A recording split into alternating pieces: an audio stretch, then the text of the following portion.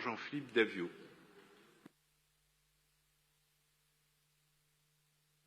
Oui, merci Monsieur le maire. Alors, il s'agit de deux délibérations donc liées, comme vous l'avez dit, extrêmement importantes, et je pense que tous nos collègues sur tous les bancs doivent être évidemment attentifs à ces délibérations, car elles vont avoir des conséquences très importantes dans tous nos arrondissements. Pour rappel, de quoi s'agit-il? La CMAS, c'est un outil conçu par la ville de Paris pour pouvoir agir sur la qualité et la diversité commerciale dans la ville, puisque, comme chacun sait, les collectivités n'ont pas de pouvoir direct sur l'implantation commerciale et sur l'activité commerciale. La CMAS est donc l'un des outils qui avait été créé pour agir en grande priorité sur la diversité commerciale. Nous savons tous dans nos arrondissements les limites, d'une certaine manière, que nous avons pu rencontrer avec l'action de la CMAS, même si je dois dire qu'en tant qu'élu du 18e, la CMAS a beaucoup agi dans un certain nombre de quartiers qui étaient fléchés pour son action, mais nous savons que son action territorialisée, évidemment, limitait aussi des possibilités ou des besoins que nous pouvions exprimer dans des territoires qui n'étaient pas directement concernés. Et puis,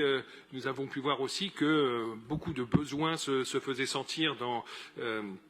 la capacité d'agir sur le commerce, et la nouvelle stratégie que nous avons adoptée lors du Conseil de Paris du mois de décembre, la nouvelle stratégie pour le commerce, nous a permis là de mettre sur la table, si je puis dire, de nouveaux outils et de faire monter en puissance notre capacité d'action sur ce sujet essentiel qu'est le commerce dans nos quartiers. Alors, ces délibérations aujourd'hui viennent concrétiser sur un plan très important cette nouvelle stratégie pour le commerce à Paris. Alors, la CMAS, qui va devenir l'acteur majeur de notre action envers le commerce, va s'appeler la SEM Paris Commerce, et va donc bénéficier d'une part d'une modification de ses statuts, d'autre part d'une augmentation de capital très conséquente.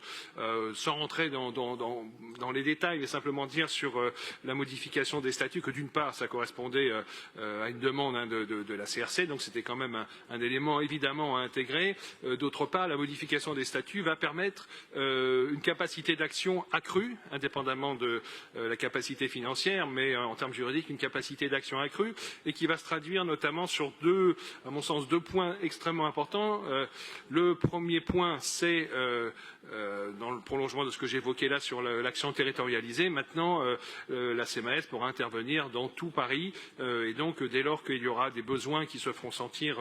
en termes d'animation commerciale, de diversité commerciale, la CMAS pourra agir. Un deuxième point qui est extrêmement important, jusque-là, la CMAS avait capacité d'action sur les murs,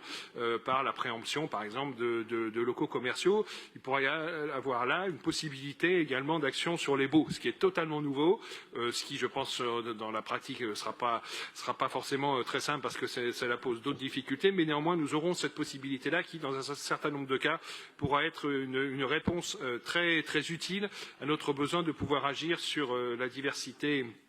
commerciale.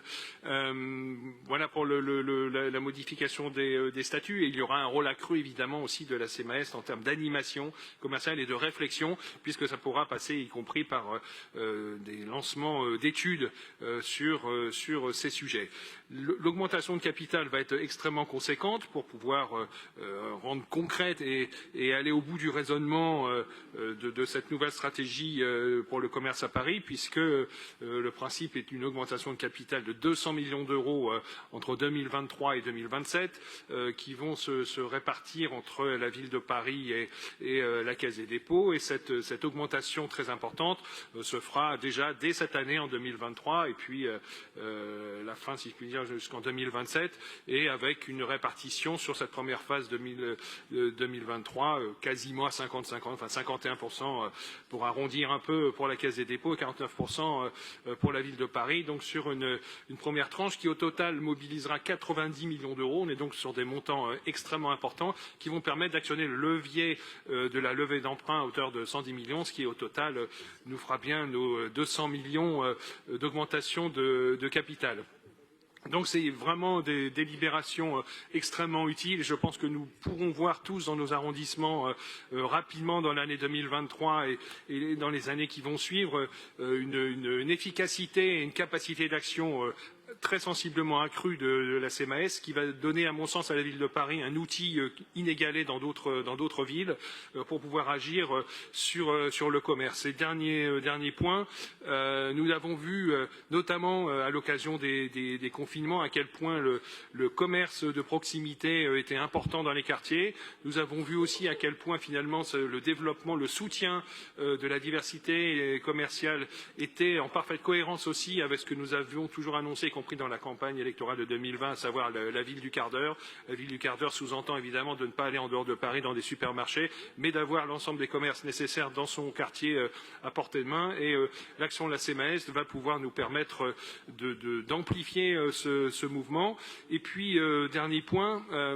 je crois que tous les Parisiens, quels que soient les quartiers, vivent très mal le monocommerce, vivent très mal les commerces dégradés, la vacance commerciale, car c'est un élément d'animation essentiel dans nos rues et dans nos quartiers. Et je crois que cette capacité très forte que va avoir la SEM Paris Commerce pour pouvoir agir dans ces domaines va être un élément